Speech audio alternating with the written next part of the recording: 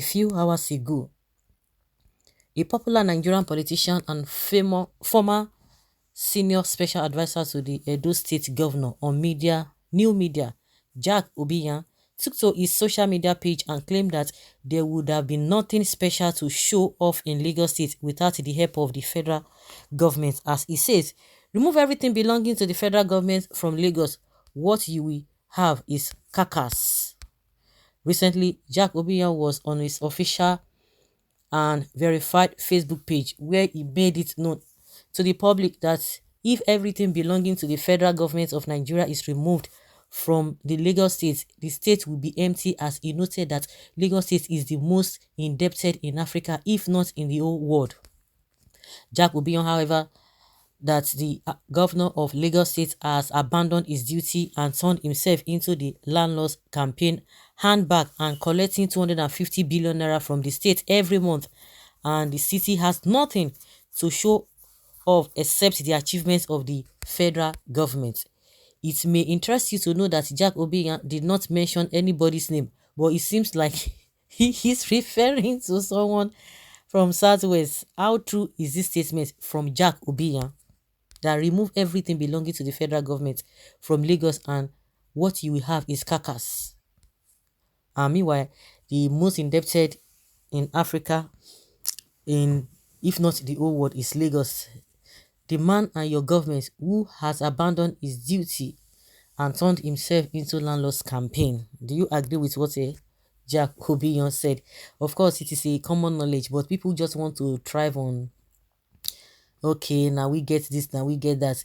Let us sit down and do thorough analysis. We should just stop all this, I have done this, I have done it. But at the end of the day, how has it affected your life? Because me, I'm always thinking, okay, me as a person now, if this place is good, how am I benefiting? You cannot just have few individuals who are enjoying themselves, then you just assume that everybody should just agree to that. These are the people who are enjoying. So the rest of you who are not benefiting, just go inside the town, go into the town, begin to say, the Lord is good, everything is fine. It doesn't work that way. Everybody must be carried along. Everybody must feel it. There must be something that is on ground that everybody enjoys. Not that share money or this nonsense empowerment they do. Select few individuals, give them money, and you dare tell us everybody is fine. And that is one thing I'm surprised too when it comes to this issue of Niger Delta. You talk about Niger Delta. Let's even talk about Delta State. You have people who are egbe wagers because they can carry gun. You just try to pacify them. Try to beg them, don't do this, don't do this. We are going to settle you. So what of the rest ones who are not carrying gun, who are not egbe wagers, who are not militant? What is the hope of those ones? What is the fate of those ones? What are those people benefiting? It's still the same thing. You tell me that you are sponsoring some people called militants. Is everybody a militant in Niger Delta? Those ones will not. You send them abroad. You spend money on the few individuals. The rest ones are languishing. There's no development. See, all these politicians are the same. That is just my own case. But this mean that just that this Obiyan is just making reference to Lagos. It is like that in all over the place, all over the country. So what is the benefit of those who are not militants? Nothing for them. You just have to go and join them, and that's why they can do anything. Everybody to want to be part of it. They settle some people. At the end of the day, you are telling us that you have been able to. Are the militants, are they the only? I'm not trying to digress because you see the same thing. You see, is it only the Niger Delta militants? Are they the only indigenes of that state? And what is the percentage of the militants? What is the percentage of them compared to the rest people? So that's just, we need to see everything from every aspect of it. And generally, the politicians, they go about empowerment. And who are the people they empower? The same federal government will tell you about social investment program. Who are the beneficiaries of this? They will just select few individuals. They will tell you conditional cash transfer. Who are the people they are transferring money to? Because everybody is going through the same thing. The inflation is hitting everybody so bad, so hard. And some people will just be giving some things and they will tell you have to keep quiet. It doesn't work that way. In fact, the noise about Tinubu turning Lagos to Dubai and London at the same time. Now wash. Remove federal government and Igbo presence from Lagos. Your guess will be as good as mine. One of these days, your act will definitely remove you and your entire ethnic bigotry Igbo from Lagos. See, let them have airports in all other places. You will see what will happen. Do you forget what happened during Donald Duke, when Donald Duke was the governor of Cross River State, everybody wanted to go to that place because it was happening there. Everybody wants to go there. Everybody wanted to go. Let me put it that way. At the end of the day, when the man left, everything just scatter. He more care. What did they call that one? He came and everything finished.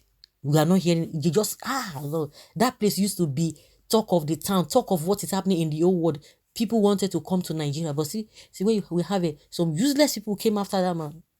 Nothing. You will not even believe your eyes that something of that nature had happened before. So the reason why a lot of people are trooping in that Lagos because of this, all these people who are doing business. Let them have it in other places. You will see what will happen. Common sense is not common. When you turn every tribe to your enemy, your ancestors will come and vote for you. 90% of Igbo studied hatred as a course in university. Some even bagged PhD in hatred. That is not what we are saying. Let boys be separated from men. That is what they are talking about. No, it is not about that. There is issue on ground that needs to be attended to debunk, to shame the Obiyan that is a lie. You point to this, you point to this, you point to this, you point to this. This is what has been done. You can't say it. I think somebody was even saying that, tell me what Tinubu has done in Lagos. They can't say it. They will just say, go and sit down. Go back to your village. Is that what we are talking about? You need to shame those who are saying that Tinubu did not do anything. That is what you need to do. Shame them by pointing out what he has done. You are wrong. The writer is not Igbo and his submission is debatable. Why not drive that debate instead of invoking hate where none exists? The man certainly took a jab on the Tinubu and Lagos state government. You can comment about the major infrastructural works the state government has done since the days of Tinubu till date, and if you are a Lagos resident, there are a lot to talk about, especially with Fashola's performance, but you won't be able to defend how the enormous wealth of Lagos has been expended with the visible work in the city. That's what they're saying. I'm telling you, children born of hatred. 1993 elections results posted online shows Igbo voted for Tofa, not Abiola, despite all that Abiola did for them. Hey, yeah. They talk of Weti, they talk of Lagos, now they talk of Abiola. What has Abiola got to do with what we are saying now? What has Abiola got to do with what we are talking about? Shame this Obiyan and let him go and sit down.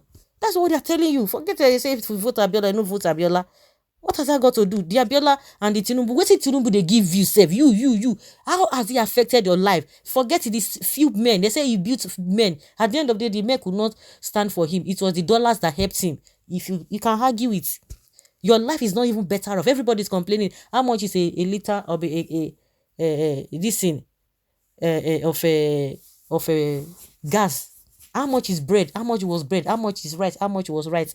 You cannot see debate. We are talking about it. The Agbero will not allow you to rest. Everywhere as small as that Lagos is, they can't even deal with the issue of traffic. And somebody is telling me that what I don't know. I don't understand though. Their issue-based statement here. No, you won't say you'll be talking about some people. The man, Obiyan they tell you say the man is from because when you say Obiyan, this is now Obi, he's from because you don't know your left from your right. The man is from Edo State. This man have never even, even employer. Peter Obi never even employer. You know employer for anything. They are anytime they refer to this Jack Obiyan, he was a former one time to Edo State. He's from Edo State now. So what are you talking about? Is he an Igbo person? So guys, let's say your opinion and have your take on this.